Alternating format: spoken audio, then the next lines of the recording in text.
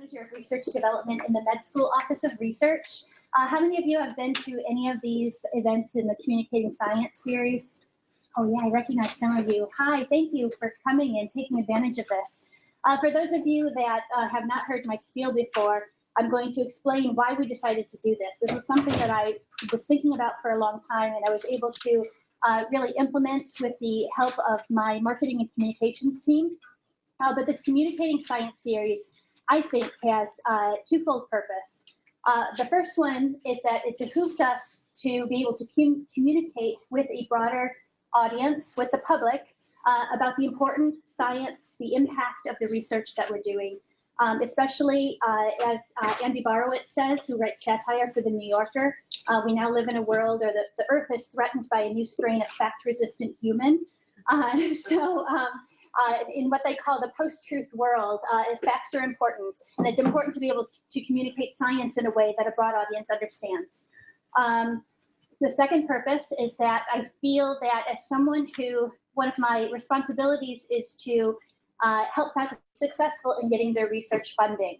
And some of our events have focused on helping faculty build and maintain reputations online and in other ways.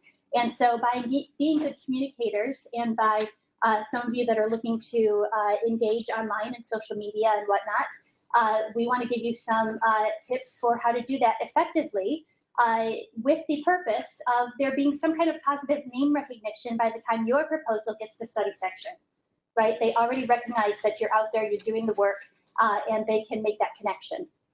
Positive, I said, positive name recognition. So all of that, all of these events are towards those purposes. This is the last in our series, and we will be sending out evaluations to you in the next few weeks, next couple of weeks, to see if these were helpful to you and see if we maybe want to do them again next year. I think we've given a lot of good, helpful information, and I'd be curious to get some feedback from you all. So I thank you in advance for giving us some feedback.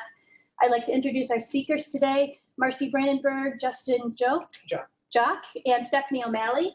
They can tell you they're from Library Services on campus and Digital Media Commons, and they can tell you what they do and how they can help you. Thank you. So I'm Marci Brandenburg. I'm the bioinformationist with the Taubman Health Sciences Library, and she's my colleague from other parts of the library. I'm Justin Joque. I'm the visualization librarian over in the graduate library. And I'm Stephanie O'Malley, and I'm from the Digital Media Commons. I'm an artist. I work on a lot of visualization research. So we're going to talk to you today just about introduction to visualization, some things to think about when you're thinking about transferring your data into a visualization or creating visualizations, and how to go about doing that, and just things to think about. So we'll start just by talking a little bit about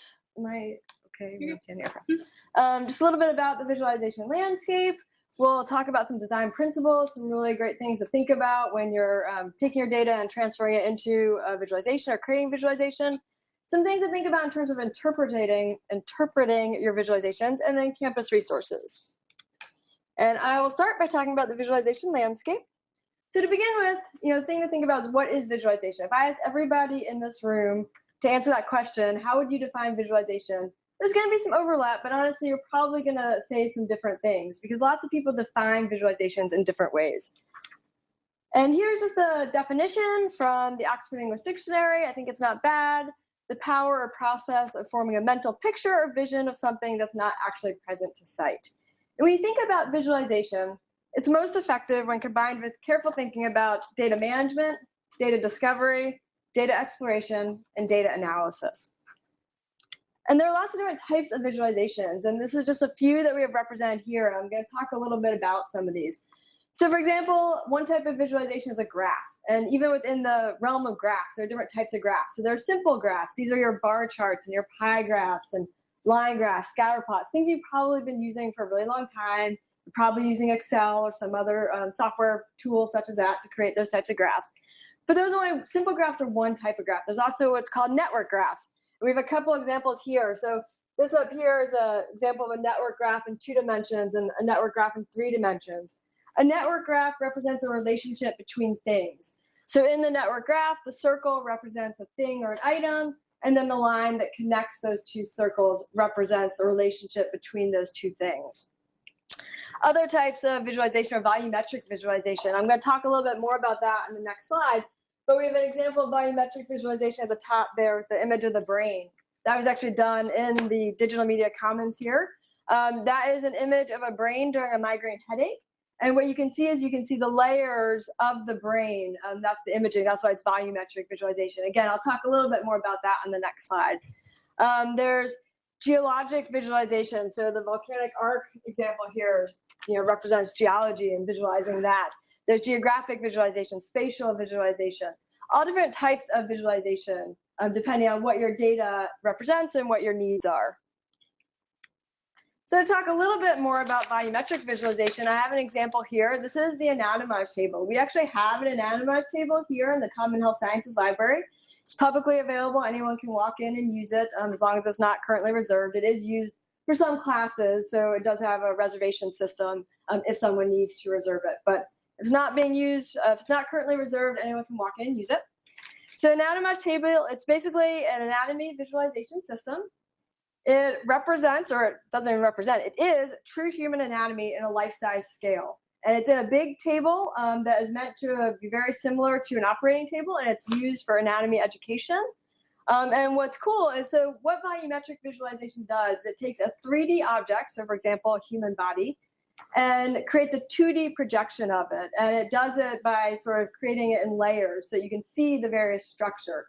An MRI is another example of volumetric visualization. And so I actually have a little video clip that I'm going to show of the Anonymizer Table. If this works. So what you can see is it goes through some predefined views and slowly removes layers of skin and other tissue and organs and eventually down to the skeletal system.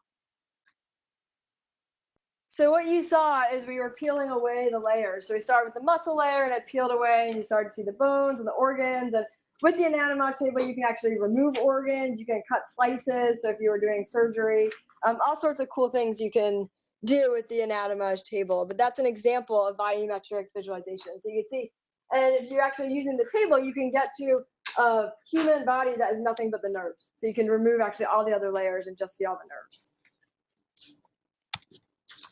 So another type of visualization is map-based visualization. This is a very famous example of map-based visualization. It's John Snow's map of the 1854 cholera outbreak. And so what happened here is John Snow came up with the idea of visualizing the deaths on a map of the area. And so each of these black bars represents a death. And what he or they noticed at the time is you'll notice there are 3 water pumps on this image or visualization. The one on the bottom right was off the beaten path, didn't get a lot of use. The one on the top left was broken, so nobody was using it. But the one in the middle worked and got lots of heavy use. And you'll notice that a lot of the deaths sort of cluster around it. So when they actually visualize the data on the map of the area, they noticed this and they thought, well, maybe this water pump has something to do with the outbreak. They disabled the pump and sure enough, the number of deaths declined. So this is an example where visualizing the data actually led to a solution. It helped them understand something that maybe they would have figured out eventually, but they probably got to it much quicker by visualizing the data. So in today's world, we tend to think of visualization as being sort of computer heavy, computer graphics, high performance computing. But visualization doesn't actually require computers at all. Just taking pen to paper, you can create really nice visualizations. And so it's something we don't want to lose sight of. So this is a modern day example of a hand-drawn visualization. This is actually a piece of artwork. It was drawn by Mark Lombardi. It's an example of one of these network graphs, and it represents Saddam Hussein and the global weapons trade. And so again, this is just a reminder that you can actually create visualizations without computers at all. On the other end of the spectrum, however, some visualizations sort of require the help of computers. So this is a wind map, and I'm going to go to the live website.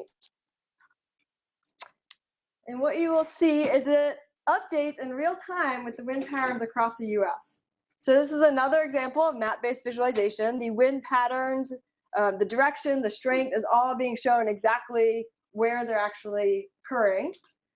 And so this is an example where really computers are heavily involved, right? This can't really be done without the help of computers because massive amounts of data are being funneled real time into this visualization to create the visualization that we want here. By the way, we should have time for questions at the end, but if anyone has questions, feel free to interrupt as we go and ask. All right. So whenever we talk about visualization, I think it's important to have a conversation about 2 dimensions versus 3 dimensions, and whether or not we should go from 2 dimensions to 3 dimensions. And so adding in a 3rd dimension can be very helpful. It can help, for example, untangle a graph. So here I've got a network graph in 2 dimensions on the left, and it's in 3 dimensions on the right. And the section right here in 2 dimensions is sort of this area here in 3 dimensions. And what it may not be quite as easy for you to see, but basically you can tease out some of the connections a little bit easier in 3 dimensions because you have that 3rd dimension to play with. But there's some things to think about when trying to decide, do I want to add in the 3rd dimension? One is, does adding in the 3rd dimension actually provide any additional information? In this example, I think it does. We can maybe interpret a little bit easier what we're looking at. But if it's just aesthetics and it's not actually adding any value, it may not be worth the effort to add in that 3rd dimension. The other thing to think about is, does adding in that 3rd dimension overcomplicate your visualization? We want to make sure we keep our visualization simple. And just because we can add in a 3rd dimension does not mean we should.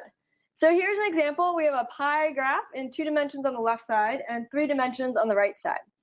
And when people look at the pie graph in 2 dimensions, they perceive the blue portion of the pie to represent about 82% of the pie, and the orange or brown section to represent about 18% of the pie.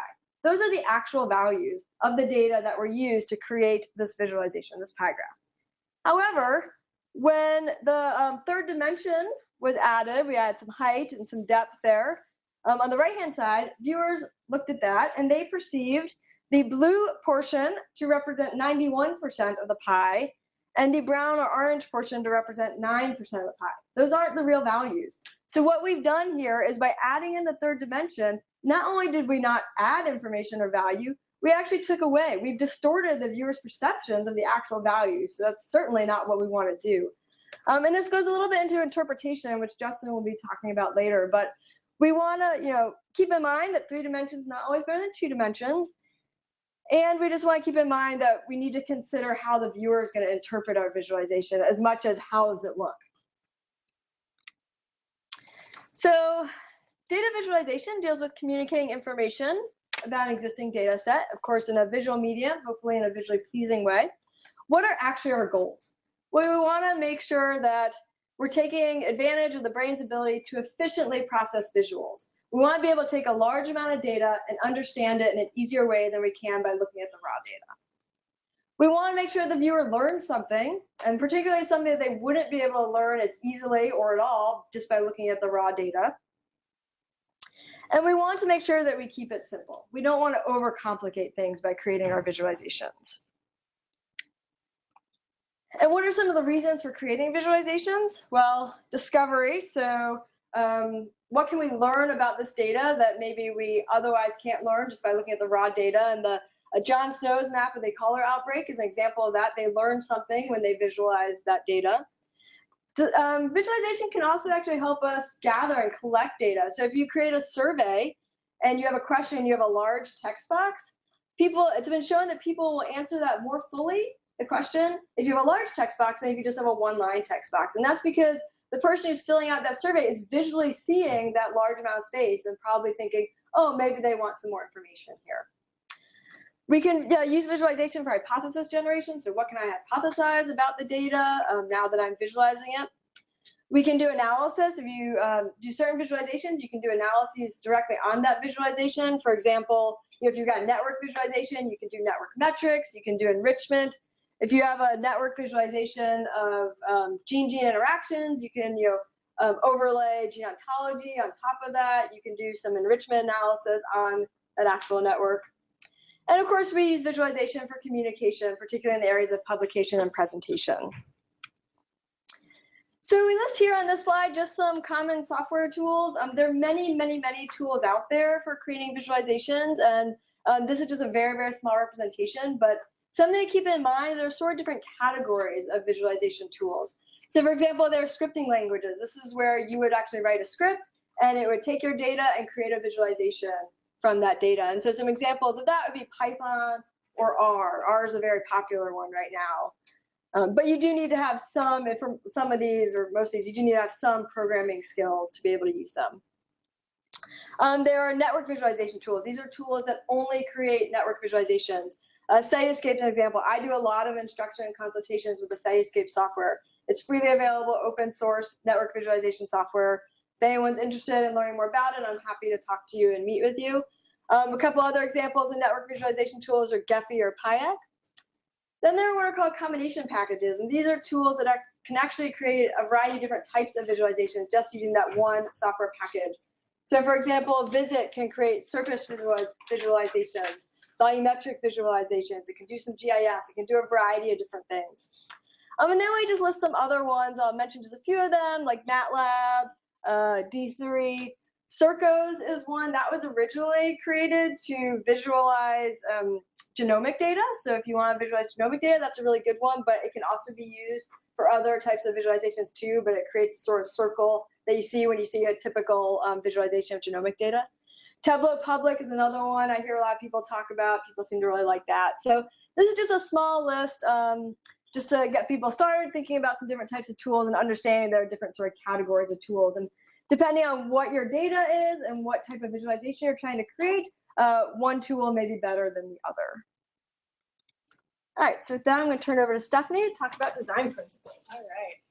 So I am the 3D artist over at the 3D Lab, and part of what we do is we actually work on a lot of visualizations for research proposals. So Marci's provide a lot of great information on how to visualize your data, but what do you do once you have your data visualized? How do you make it aesthetically pleasing so people actually want to look at your data and digest it in a sensible way? So as an example here, this is a pretty complicated visualization. Can anybody give me an example of why this might be a bad visualization? It's not very intuitive, I can't. Excellent. If you try and connect any of these dots and try and figure out where they're going, chances are that's not going to happen. Anybody else? The information is extremely small, I can't even tell what's being connected. Exactly, yeah. Anybody else? One more? Okay. Well, you guys did a great job. Essentially what this is telling us is this is a really complicated problem. But if we try and actually digest what it's telling us, we're not going to have an easy time doing that. Part of what actually makes visualizations a good visualization is leading the person's eye that's looking at it, telling them where you want them to look so they have a sensible path through that data. This is actually a study done by Nielsen, so the same company that's monitoring what people are watching on TV.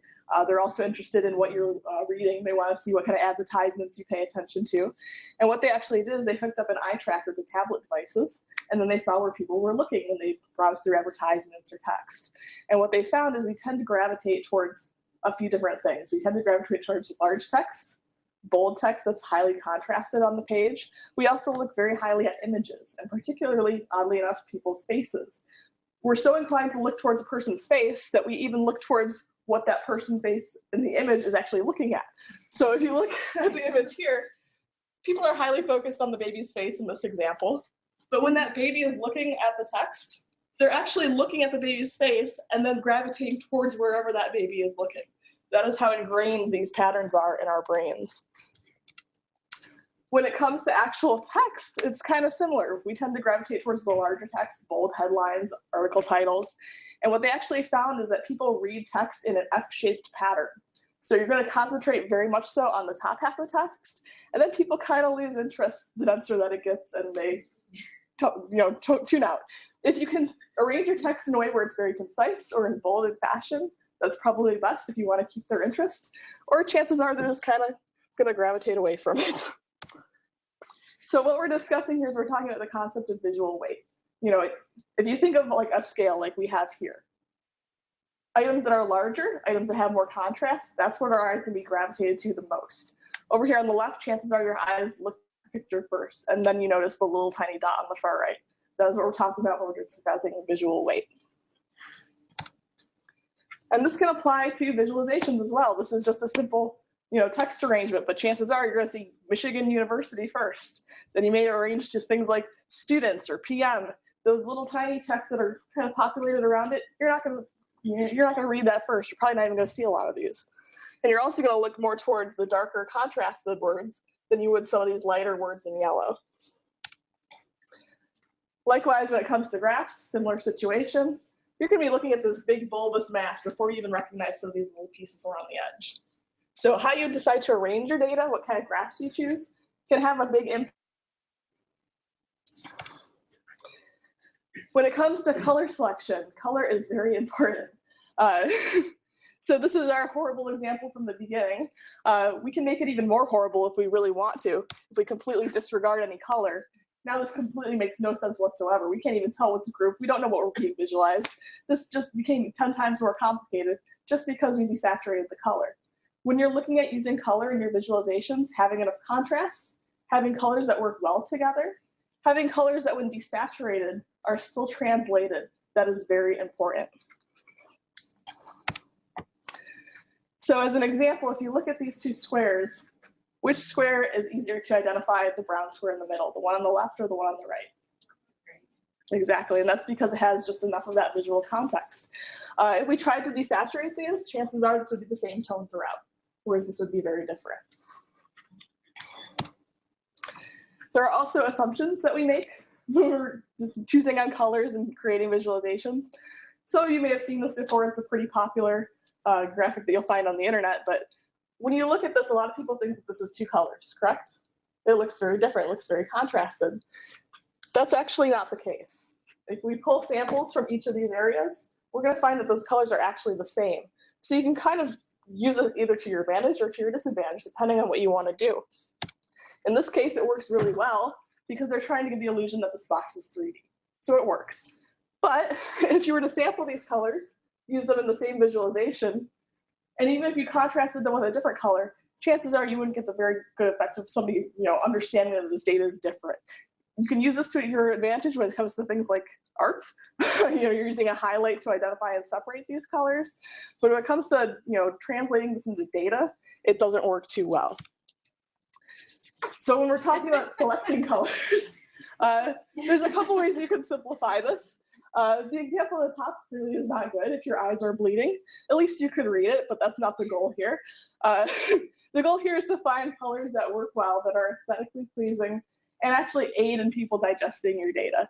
So if anybody's familiar with the color wheel, you can use this to your advantage. These are just a few of the that are available. But what this does is it forces you to find a consistent color scheme that will always work, depending on what your goal is.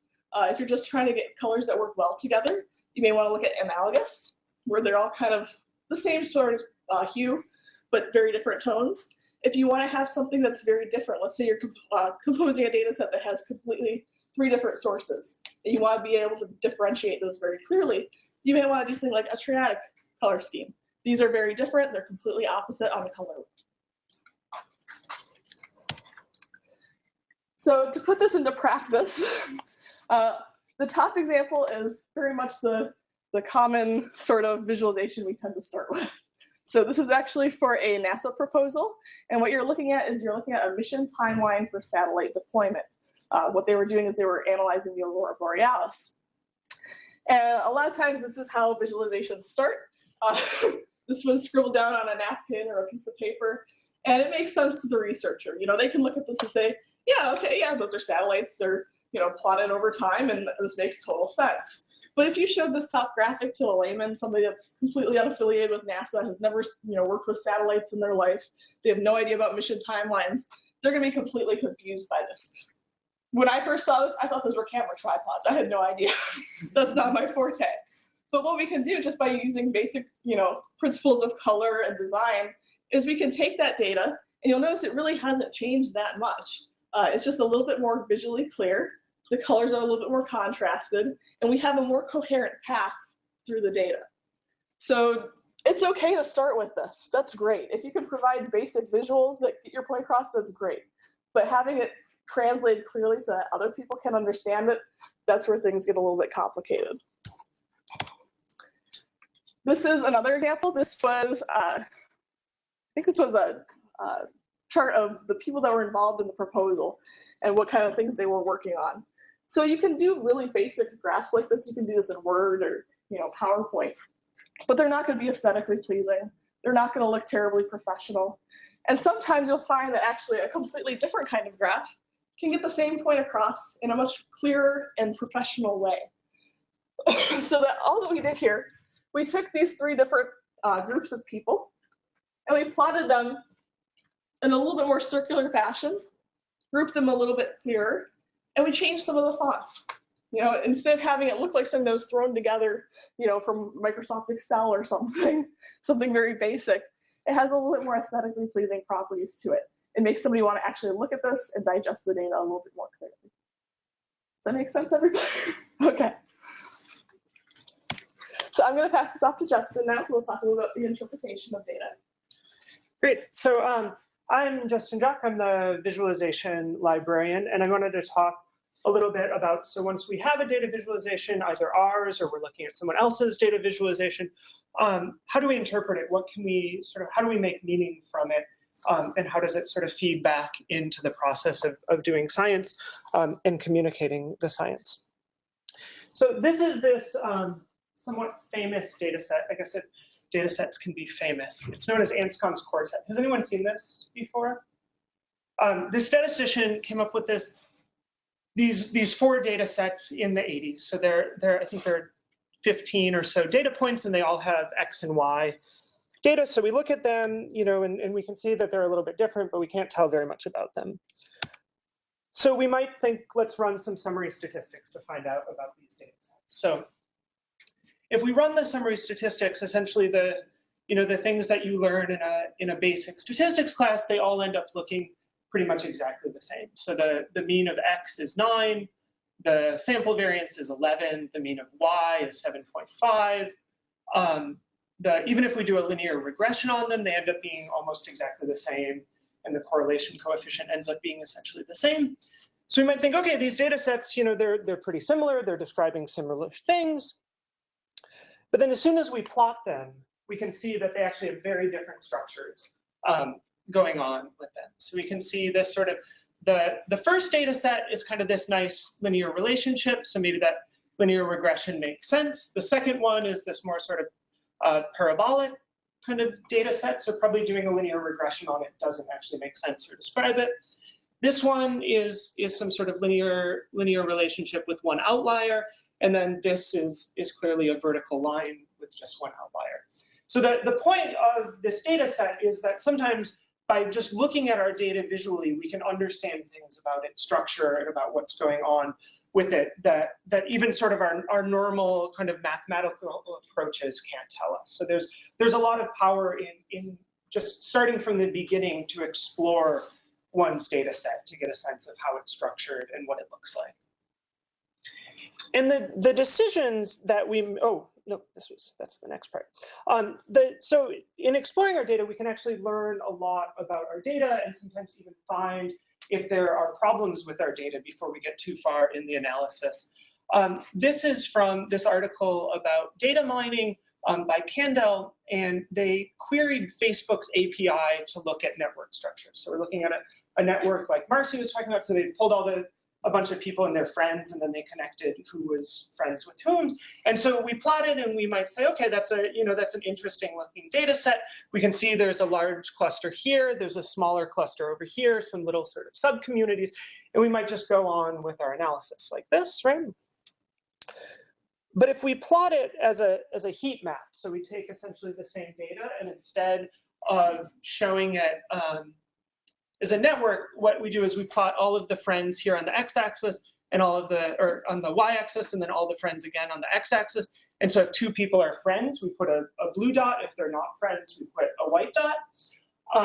And then what they did was they sorted it by essentially the API, the ID number for the people's friends. And you can see there's this big square that's missing here. And it turns out because the Facebook API is rate limited, so it will only give you 5,000 results at the time that they did this. and then it quits giving results but doesn't tell you that it's quit giving you results. So essentially we're missing, almost a quarter of the data here. And there's no way that, looking at here, you would see that the raw data itself, it would be very difficult to see that because the people over here or the people, up here can still be friends with these people and vice versa. So it just looks like these people have fewer friends when in fact it was a problem with data gathering. So there's a lot of, just looking at data in different ways can really tell us a lot of information about what's going on and how to make sense of our data. But the decisions we make about sort of what it is that we're analyzing and visualizing can have a really big impact on the data visualization and the sort of conclusions we can make. So this is average household income in 2014 from the American Community Survey. And so we're looking here at counties. And this data, and then it's colored. You can see that the average goes from 47,000 to 96,000. But even sort of just changing how we split up the breakpoints for where the different colors are starts to tell us a lot of different information. I think that this first one might be equal interval. So each color is, the first one's like 10,000, and then the next one's 10 to 20,000, 20 to 30,000. And then this next one is quantiles. So it puts the same number of counties in each color group. So it essentially just ranks them. And you can see that we're already starting to see some different things sort of going on. It kind of pulls out some of that contrast a little bit. So it's sort of like Stephanie was talking about a lot of the, the sort of the visual decisions, the way that they even tie back to the data can tell us very different things about the data. But then if we change what it is that we're actually looking at, so this is the exact same data, but instead of looking at counties, we're now looking at census tracts. So it's a smaller it's a higher resolution, essentially. We're looking at a smaller geography. And you can see that before, well, we sort of, could tell some things about southern Michigan here. Now we can really sort of see a little bit more of the structures and, in sort of neighborhoods and cities and the difference between rural and urban areas, even in sort of counties that have, have big cities and stuff like that. And then if we make one sort of final change to it, so it's the exact same data, but now we've just changed it from a single color scale to a dual color scale. So we go from red to blue. And you can see it really sort of pulls out the difference between the lower income areas and the higher income areas just by sort of changing that color. And another thing to be aware of when you're thinking about color that Stephanie said, some important considerations, but you should also think about the possibility of viewers being colorblind. So it's good to stick away from especially things that people can't necessarily see the difference from. So red and blue tend to be pretty good. And also to think about where you're publishing things, because if you have this like really beautiful, colorful graph and then it goes into a journal that's only printed in black and white, you can end up losing a lot of the sort of work that you've done. So it's good to think a lot about the context that you're displaying things in. So to go back to what Marci was saying about reasons for showing data visualization, I think that all of these things can sort of feed into the ways in which we think about and interpret data visualization. So if we're using data for discovery, we ask very different questions. It's nice to sort of bring it into the software like we saw with the Facebook example and sort of see exactly what it is that's in the data that's really interesting, see how it's structured. It can also, like when we were looking at the Anscombe's quartet data, it can be really important for hypothesis generation. So we might have, especially if we're looking at demographic data or something like that, we might want to bring it in and look at the structure and use that to generate hypotheses for further testing. We can also, especially, like Marci was saying with networks, but also with maps, sometimes the actual just mapping things can be a very powerful way to begin one's analysis. And then I think finally, especially in the context of this sort of talk, thinking about representing data for publication and making it kind of meaningful so that people can understand it. And there are a lot of these decisions about color, but also about the data, about the unit of analysis, really affects the way that even if you're taking the exact same data, can tell very different stories and be interpretable to people in very different contexts. And I think it's important to think about as well, you know, oftentimes I think inside a discipline, there are certain types of visualizations, right? Like maybe it's like a box and whisker plot or something like that, that your colleagues in your discipline know immediately how to interpret that, but that doesn't mean that if you're speaking to people in a different discipline, they'll necessarily know how to interpret it immediately. So thinking about sort of the different kind of metaphors that visualization uses, and if it, you know, represents something that people can instantly understand, like a bar chart or a pie chart, can have a really big impact on sort of communicating your data. One other thing, though, I think to be very careful about with data visualization is that as humans, we're very, very sensitive to patterns. And I think this is what makes data visualization so powerful, right? Is that you can take data and lay it out over space, and people can instantly start to see these sort of patterns and these interesting things. So if you see here, you know, our eyes, like Stephanie was talking about, are immediately drawn to places of contrast, so we start to see things. But the problem with this is that we can end up seeing patterns where maybe patterns don't necessarily exist. So this is from this website, Spurious Correlations. And this guy he takes all of this data. It's, I don't know if you can't see it, it's divorce rate in Maine correlating with per capita consumption of margarine in the United States. And so this guy, Tyler Vigen, takes all of these data sets that run, you know, essentially from 2000 to 2009, and he just throws them into a big database, and then he has an algorithm that just runs and keeps trying to find correlations between data sets, and then as soon as there's one, it like automatically publishes it to the blog. So there are some other ones, I think, with like, there was one, I think it was like GDP and like death by strangulation with bed sheets or something like that. And so, you know, in the statistics, the correlation is super high, it's 99, but it also, you know, you look at this, and even I've shown this graph, I don't know, probably like 25 times in different presentations. And every time I put it up, I know my brain starts going, well, like, maybe if, you know, maybe they make a lot of butter in Maine, and then if people are eating margarine, like your brain starts trying to find explanations for these kind of things because we're so sensitive to patterns. I mean, I think it's, you know, not to be too philosophical about it, I think it's kind of the root of human intelligence is that we look for patterns and try to see how things correlate and function together. So, so it's, you know, it's both sort of the power of data visualization and ultimately the danger of data visualization is that you can end up communicating things that don't actually have a basis in fact. Yeah. I want there to be a meaning there. I know, right? Isn't it like, it's like every fiber of your being wants to come up with some sort of explanation, you know? And I think, I don't know if anyone's like really into astrology, but I think it's like, you know, part of the reason that I think like humans have been so interested in astrology for so long is because we just like, anytime, you know, you read a little like thing in the newspaper about your horoscope and then like something happens, you're like, oh, there, you know, like I know I don't believe in it, but maybe there's like a little something. And it's just because we're so sensitive to these patterns. So it's it can be a dangerous thing. So it's good to, you know, just be careful about the sort of relationships that you end up showing. From this angle, I actually read per capita consumption of margaritas, and that made me.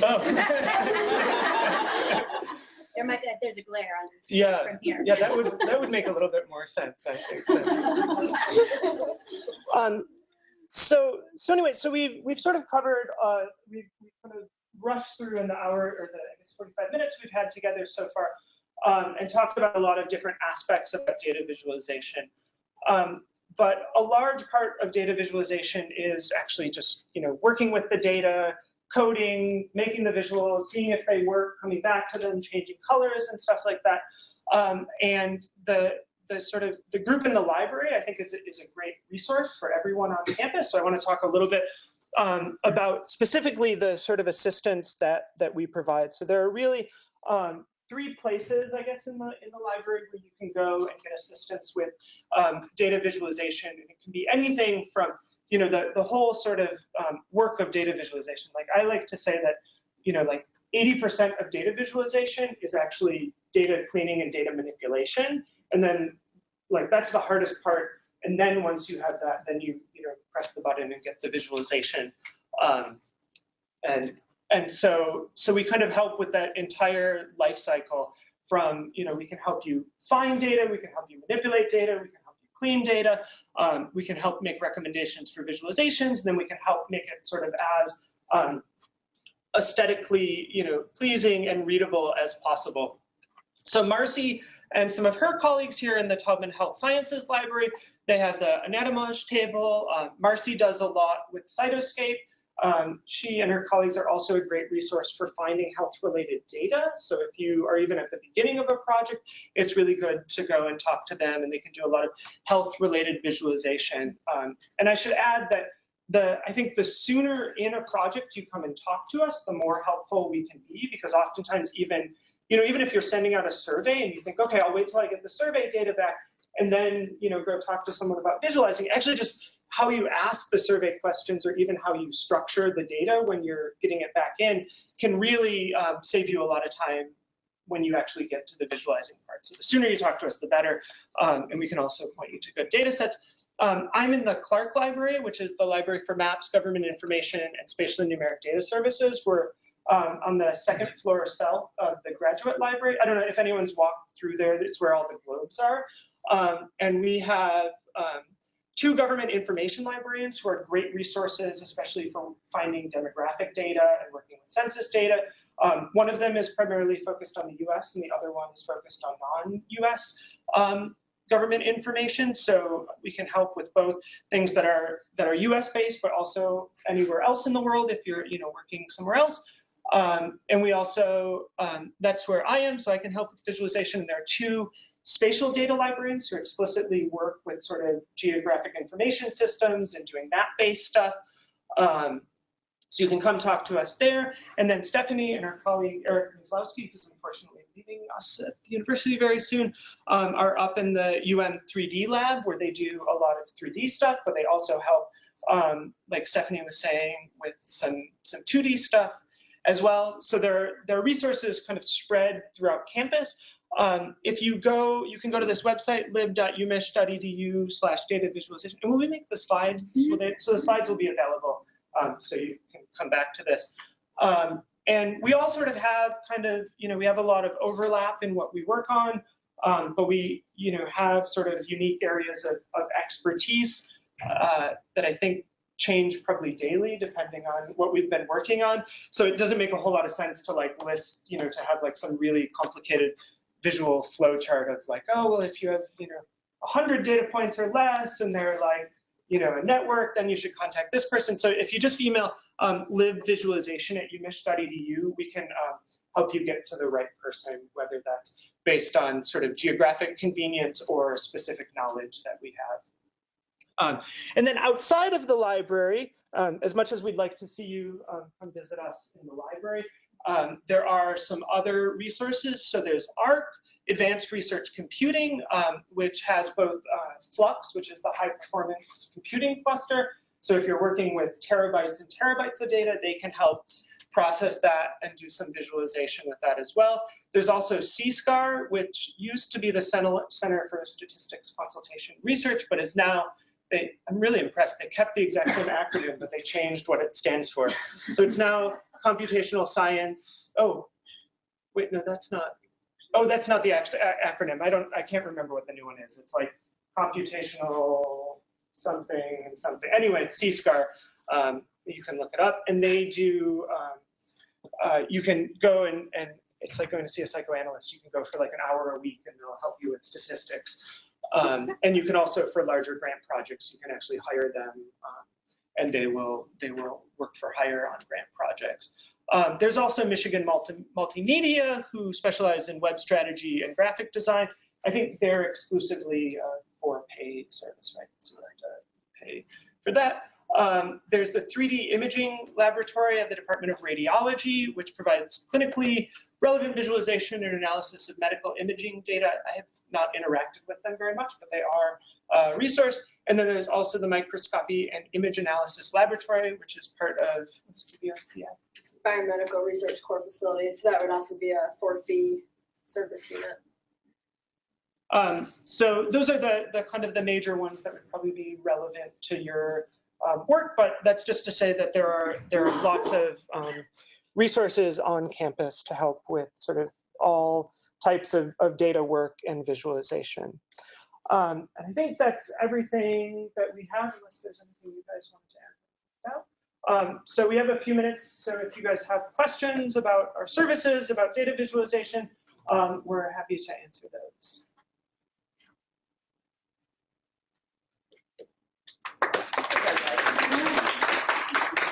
One question. Thanks for the good talk. And are there any other dangerous visualization except pattern issue, so that maybe linked to the bad human bias or? Yeah, I mean, I think, you know, I think that's the major danger, is that you see patterns that are sort of a result of random factors rather than actual like causal links. And then I think other than that, it's really, I think a lot of the other kind of dangers are contextual, that, you know, you might, sometimes I think, you know, visuals are so powerful that they can sometimes distract from actually reading, you know, more nuanced information. Like, you know, especially the things you see on the news, you see this thing, it just flashes up for a second, you know, it really sort of sticks with people. So I think one of the other dangers is that the visual actually distracts from telling a more complicated story. So I think it's important to try to think about who will be digesting a visualization, how they'll be digesting it, and whether it ends up being sort of the representation of a fact in and of itself, or is sort of an entree to more sort of reading and stuff like that. I don't know if you guys have. So do you mean that data visualization not only guide to eye, but also guide to how to interpret the data? Yeah, I think, I mean, if you think about, you know, like, I think the New York Times and Washington Post have done like a really good job of integrating data visualization into some of their reporting. And I think sometimes, like, they had this really nice, the Washington Post had one somewhat recently about super zips, where they went and they like combined, I think it was like income, education, and they sort of came up with this metric about zip codes. And they had this nice interactive map where you could type in your zip code and see, you know, all the things and how it compared. And then and a lot of people shared that, but then it was sort of an entree to a larger article about the ways that geography sort of affects access to opportunities and income and things like that. So, yeah, just so if you're interested in learning more about data visualization, or maybe getting some more basic skills that you can do yourself, do you have recommendations? So we offer a couple of workshops throughout the semester. If you go, I don't think we have any up right now, but we'll probably offer some in the winter semester. And if you go to our website, there's a link, and you can see whenever we have work show up there. There are also just a lot of good resources online. One of my favorite websites is Flowing Data. It's this guy, Nathan Yao, who just collects examples of data visualizations, and then there are some workshops sort of online that you can go through to learn how to do various things in like R and using other software.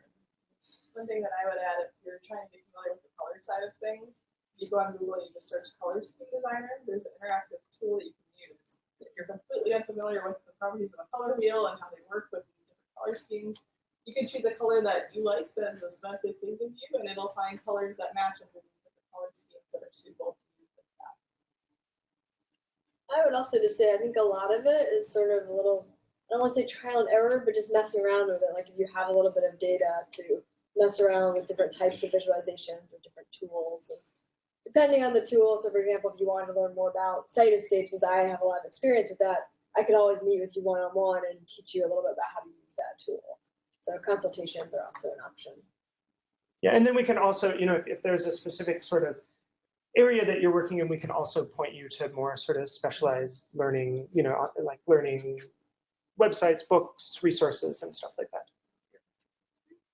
There's a question in the back. Mine was similar. As someone who is not visual at all, I don't know where to start. Mm-hmm. So if there was like repositories, like consulting with you is great, but like I have an abstract I asked about tomorrow night, like what can I do to not a black paragraph?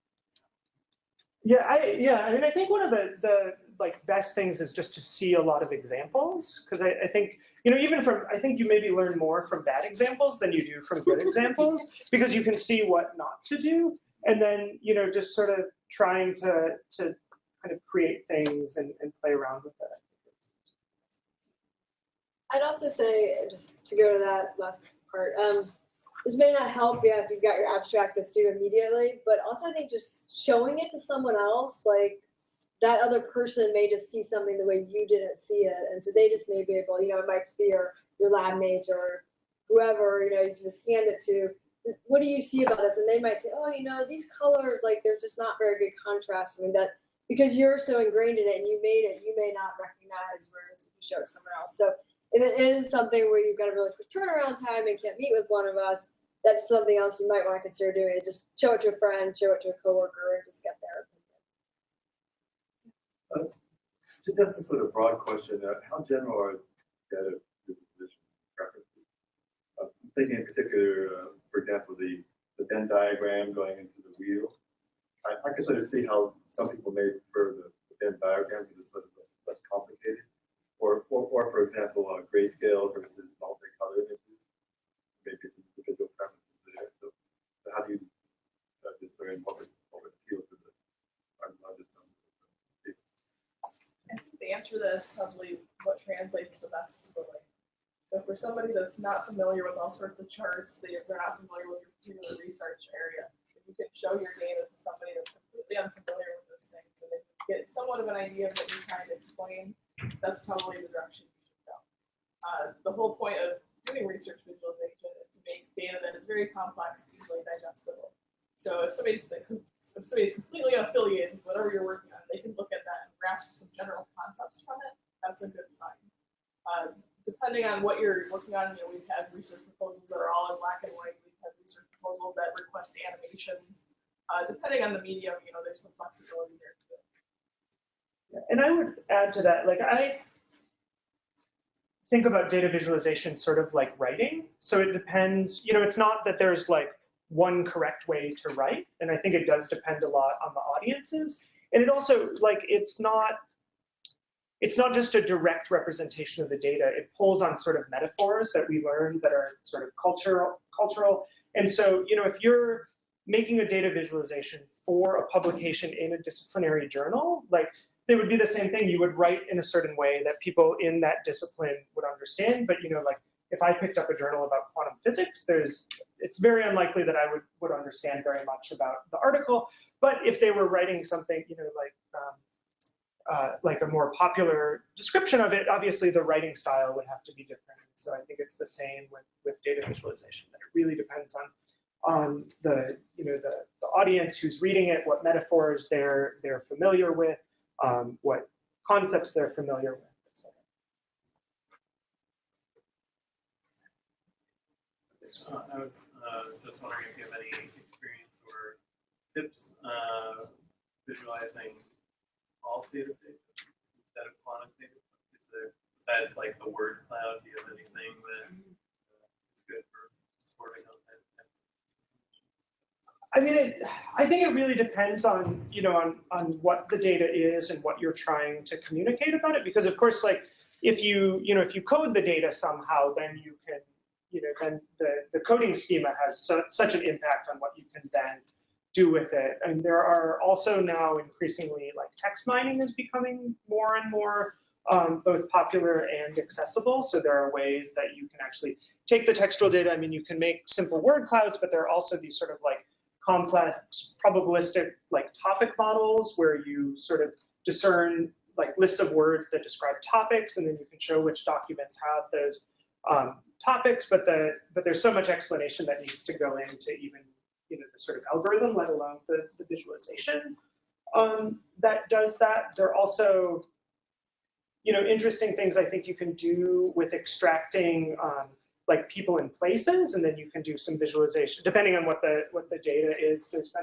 some things where people have taken novels and automatically, or even large corpora of novels, and extracted all of the places and then mapped the places that are mentioned and stuff. Or or you could even do if it's groups of people talking about other people, you can do network diagrams of who's speaking about or to whom.